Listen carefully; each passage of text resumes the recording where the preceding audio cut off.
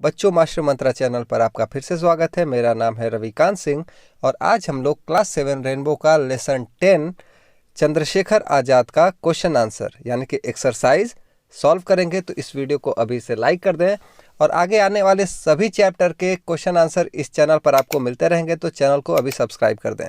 तो बढ़ते हैं क्वेश्चन नंबर 1 की तरफ, जिसमें नीचे दिए हुए क्वेश्चन के आपको आंसर देने हैं। जिसमें पहला क्वेश्चन है, who was popularly known as Azad, what was his favorite Hindi couplet. इसका मतलब है आज़ाद के नाम से कौन पॉपुलर थे, कौन जाने जाते थे और उनका प्रमुख हिंदी का दोहा क्या था। तो इसका आंसर लिख सकते हैं आप, Chandrashekhar was popularly known as आज़ाद, यानी चंद्रशेखर को ही आज़ाद के नाम से जाना जाता था, विख्यात थे आज़ाद के नाम से। हिज फेवरेट हिंदी कॉपलेट वाज, दुश्मन की गोलियों का हम सामना करेंगे, आज़ाद ही रहे हैं आज़ाद ही रहेंगे। ठीक है, तो मैं क्वेश्चन का आपको हिंदी मतलब भी समझाते चल रहा हूँ, इसके साथ आपको आंसर भी बता रहा हूँ और आंसर का अब मैं हिंदी अनुवाद भी आपको समझा रहा हूँ। तो इसको आप लोग अपनी कॉपी में नोट करते रहेंगे या फिर बुक पर टिक कर लेंगे। अगला क्वेश्चन है, when and where was Chandrashekhar born. इसका आंसर है, Chandrashekhar was born on 23 July 1906 in Bhavra village in Jhabua district of Madhya Pradesh, यानी मध्य प्रदेश के झाबुआ डिस्ट्रिक्ट में ये भावरा गांव में 23 जुलाई 1906 को पैदा हुए थे। अगर आपको इसका आंसर लिखना है तो आप वीडियो को पॉज करके और इसका आंसर लिख सकते हैं। इसके साथ ही साथ मैं क्वेश्चन के हिंदी मीनिंग और आंसर को भी बताते चल रहा हूँ। अगला क्वेश्चन है, name the movement for which he was arrested. उस आंदोलन का नाम बताइए जिसके लिए वो अरेस्ट हुए थे। तो उस आंदोलन का नाम है नॉन कोऑपरेशन मूवमेंट या असहयोग आंदोलन भी इसको कह सकते हैं। What did the magistrate do when he was provoked by Azad, यानी जब आज़ाद ने मजिस्ट्रेट को प्रोवोक किया, उसको उत्साहित किया, तो उसने क्या किया। The magistrate sentenced Azad to 15 lashes when he was provoked by him, यानी कि जब उन्होंने उसको क्या किया, प्रोवोक किया, तो उनको 15 लैशेज यानी 15 कोड़ों की सजा सुनाई गई। Why did the British police want to capture Chandrashekhar Azad, यानी कि ब्रिटिश पुलिस चंद्रशेखर आज़ाद को क्यों पकड़ना चाहती थी, क्यों कैप्चर करना चाहती थी। इसका आंसर आप लोग लिख लेंगे, Chandrashekhar Azad was a terror for British police and was on their hit list, यानी चंद्रशेखर आज़ाद ब्रिटिश पुलिस के लिए आतंक थे और वो उनके हिट लिस्ट में थे। So they wanted to capture him, इसीलिए वे उनको पकड़ना चाहते थे। अगला question, what was Azad pledge, Azad का क्या प्रण था। How did he keep it, उन्होंने इसका पालन कैसे किया या इसको कैसे रखा या अपना प्लेज कैसे पूरा किया। इसका आंसर है, Azad has pledged not to be caught alive, Azad ने यह प्रतिज्ञा किया था, यह प्रण किया था कि वह जिंदा नहीं पकड़े जाएंगे। When he found himself surrounded by the police, जब उनको लगा कि वो पुलिस के द्वारा घेर लिए गए हैं या जब उनको ऐसा दिखा कि वो पुलिस के से चारों तरफ से घिरे हुए हैं, ही शॉट हिमसेल्फ दस कीपिंग हिज प्लेज, उन्होंने खुद को गोली मार ली और इस तरीके से उन्होंने अपने प्रण को रखा या अपना प्रतिज्ञा पालन किया। अब आते हैं वर्ड पावर पे। Match the words given in column A with their meaning in column B, यानी कि कॉलम ए में कुछ शब्द लिखे हुए हैं और उनकी मीनिंग कॉलम बी में लिखी हुई है, तो इसको आपको मैच करना है। तो पहला वर्ड है क्लच। क्लच का मतलब होता है किसी चीज़ को टाइटली पकड़ना। To take hold of something tightly, ठीक है। डिस्गुइज्ड, डिस्गुइज्ड का मतलब होता है भेष बदलना, ठीक है। तो इसका आप लिख लेंगे, to hide once identity.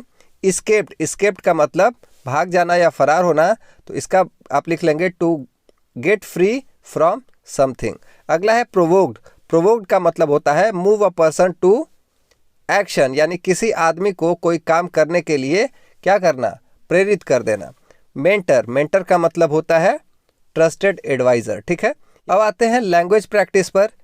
Change the verbs given in box into past indefinite form and complete the sentences.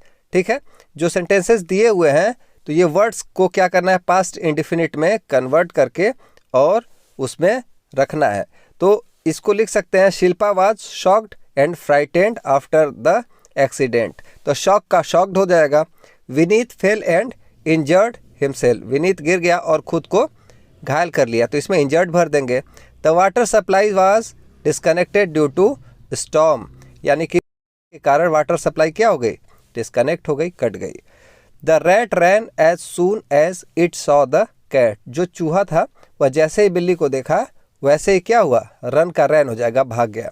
The soldier fought bravely in the battle, युद्ध में जो सिपाही हैं वो बहुत ही ज़्यादा ब्रेवली यानी कि बहुत ही बहादुरी से लड़े। अगला है, use the following pair of words homophones into sentences to bring out the difference in their meaning, one is done for you.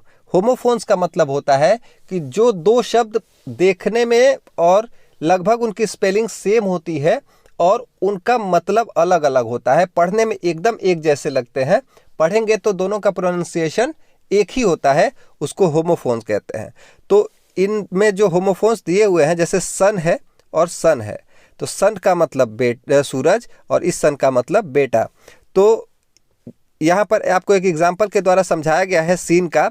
Have you ever seen the sunset at mount Abu, और इस सीन का मतलब होता है दृश्य, इस scene का मतलब होता है देखना, या जैसे सी का सीन होता है। ठीक है, तो ऐसे ही सन, हेयर हेयर, न्यू न्यू और सी इन सब का आपको क्या करना है, ऐसे ही सेंटेंस में यूज़ करके इसका मीनिंग डिफाइन करना है। तो आगे हम लोग देखेंगे। जैसे सन का मतलब सूरज होता है, the sun rises in the east, इसका लिख लेंगे आप। सन का मतलब बेटा। Mr Rakesh only son is deaf, Mr Rakesh का इकलौता लड़का बहरा है। न्यू का मतलब नया होता है। I have bought a new pair of school shoes, मैंने स्कूल शूज़ का एक नया जोड़ा खरीदा है। न्यू का मतलब जानना। ठीक है, she knew that they would win the match, उसको पता था कि वो मैच जीत जाएंगे। हेयर का मतलब होता है बाल और इस हेयर का मतलब होता है खरगोश। ठीक है, तो पहले हेयर का ये लिखा हुआ है वाक्य प्रयोग, my hair have grown rough in sunlight. ठीक है, यानी धूप में मेरे बाल जो होते हैं रफ हो जाते हैं। और इस हेयर का the hunter caught the hare from the bushes, जो शिकारी था उसने झाड़ियों के बीच से हेयर को क्या किया, पकड़ लिया। इस सी का मतलब देखना। Can you see me from the top, क्या तुम ऊपर से मुझको देख सकते हो, और इस सी का मतलब होता है समुद्र। The sea was full of beautiful shells, जो सीपों से भरा हुआ, जो समुद्र है वह सीपों से भरा हुआ है, सुंदर सीपों से। अगला है, राइट 4 एडजेक्टिव्स विच क्वालिफाई चंद्रशेखर आज़ाद। ठीक है, 4 ऐसे विशेषण देने हैं चंद्रशेखर आज़ाद को जो सुटेबल हो। तो ब्रेव लिख सकते हैं, वो ब्रेव थे, फियरलेस थे, निर्भीक थे, डिटरमाइंड थे, अपने काम के प्रति एकदम दृढ़ थे, पैट्रियट यानी देशभक्त थे, और करेजियस, करेजियस मतलब साहसी थे। तो उम्मीद करता हूं कि सभी क्वेश्चन के आंसर आपने अपनी कॉपी में लिख लिए होंगे या फिर अपने बुक में टिक कर लिए होंगे। अगर नहीं लिख पाए तो आप वीडियो को बैक करके उस आंसर्स को लिख लेंगे। तो उम्मीद करता हूं अगर ये वीडियो आपको जरा सी भी अच्छी लगी तो आप वीडियो को लाइक करेंगे, और आगे आने वाले सभी चैप्टर के वीडियोस इस चैनल पर मिलते रहेंगे। तो चैनल को अभी सब्सक्राइब करें। अगर आपको कोई समस्या है या सुझाव है तो आप कमेंट बॉक्स में मुझसे पूछ सकते हैं या सलाह दे सकते हैं। तो मिलते हैं अगले वीडियो में, तब तक पढ़ते रहें, अपना ख्याल रखें। Thank you, bye bye.